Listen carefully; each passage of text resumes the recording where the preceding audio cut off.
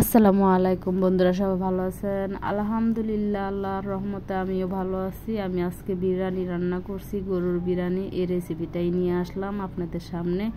আমার থেকে রেসিপিটা দেখে একবার হইলো বাসায় বানায়া খাবেন। আর অনেকে আছেন বানায়া খাইয়া ফেলাইছেন, সমস্যা নেই। যারা পারেন না তাদের জন্য আমি এই ভিডিওটা বানাইছি। আজকে আমি বিরিয়ানিটা রান্না করলাম। এখানে আলু কেটে নিয়েছি, আর ওই যে পেঁয়াজগুলা বেরেস্তা করে নিয়েছি। আর আলুগুলার একটু রং দিয়ে মেখে ভেজে নিচ্ছি, ফুড কালার বলে যে ওইটা দিছি। তো এখানে এটা ভেজে নিচ্ছি আমি। হালকা একটু ভেজে নিলে আর বিরিয়ানিতে আলু দিলে কিন্তু ভীষণ মজা হয়, আমার কাছে অনেক পছন্দ, তাই আমি বিরিয়ানিতে আলু দিই। আর এখানে গাজরও নিয়ে নিছি, একটা গাজরকে সুন্দর করে কেটে নিছি, এটাও হালকা ভেজে নিব।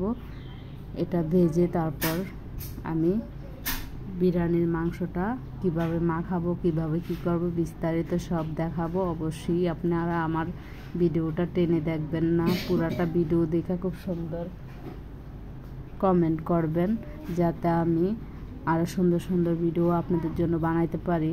আমি এখানে পেঁয়াজ, বাদাম আর কাঁচামরিচ ব্লেন্ডার করে নিব। ফাঁকে ফাঁকে আমি ওইটাও করে নিলাম, ব্লেন্ডারটা করে নিলাম। আপনার এদিকে গাজরটা আস্তে আস্তে হইতেছে। এই যে আমার পেঁয়াজ, তারপর বাদাম আর কাঁচামরিচ ব্লেন্ডার করা হয়ে গেছে। এখানটা গাজরগুলো হয়ে গেছে, উঠিয়ে নিচ্ছি। আমি আজকে করব যে এই যে প্রেসার কুকারে মাংসটা রান্না করব।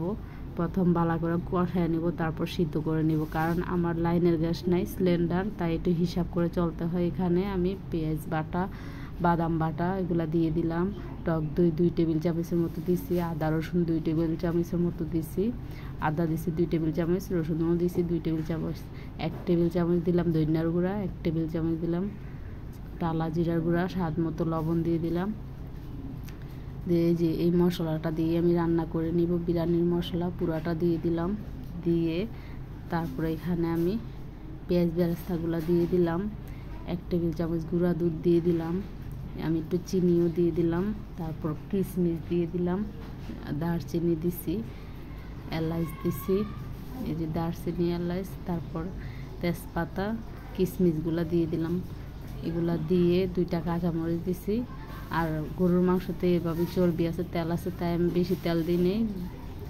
2-3 টেবিল চামচের মতো তেল দিয়ে দিলাম। আমি এটা হাত দিয়ে মাখায় যে রান্না করে নিচ্ছি। এখন একটু ভালো করে কষায় নিব, আর চুলাটা কমাইয়া দিতে হবে, কারণ অনেক মশলা যাতে নিচে দিয়ে পোড়ানো লেগে যায়। পোড়া লেগে গেলে কিন্তু একদমই মজা লাগবে না খাইতে।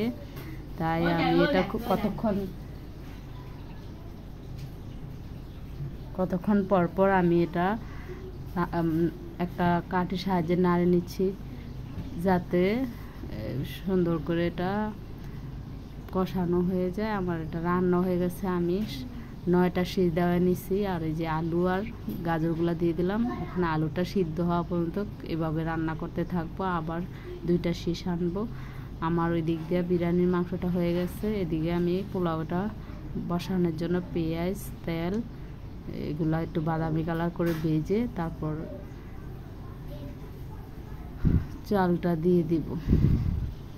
এখানে আমি এলাচ দিলাম 4টা, দারচিনি দিলাম 2 টুকরা, তারপরে যে তেজপাতাও দিয়ে আমি যে চালটা দিয়ে দিলাম। চালটা দিয়ে চালটা একটু ভেজে নিব। আমার কাছে এভাবে ভালো লাগে রান্না করতে। একটু ভেজে নিলে চালটা পুরা নতুন হইলেও কোনো প্রবলেম হয় না, ভাতটা একদম জড়জড়া হয়। তাই আমি সবসময় এভাবেই রান্না করি। আমি কাউকে নকল করতে পারি না, নকল করতে গেলে ধরা খাই, বুঝছেন নি? তাই আমি কাউরে নকল করি না, আমি আমার মতো করি। আমি আমার মতো পারি, আমি আমার মতো করি। এখানে গরম পানি দিয়ে দিলাম। পানি যতটুকু দিচ্ছি, এই যে চাল 1 কেজি, তো আমি পানি এখানে ডাবল দিয়ে দিছি। আমি এখানে কাঁচামরিচ দিয়ে দিলাম, স্বাদ মতো লবণ দিয়ে দিলাম। দিয়ে তারপরে যে রান্না করে একটু আদা রসুন বাটা দিয়ে দিলাম, কারণ এখনের চালের ভিতরে কোনো গ্রানই পাই না। একটু আদা রসুন বাটা দিলাম গ্রানের জন্য।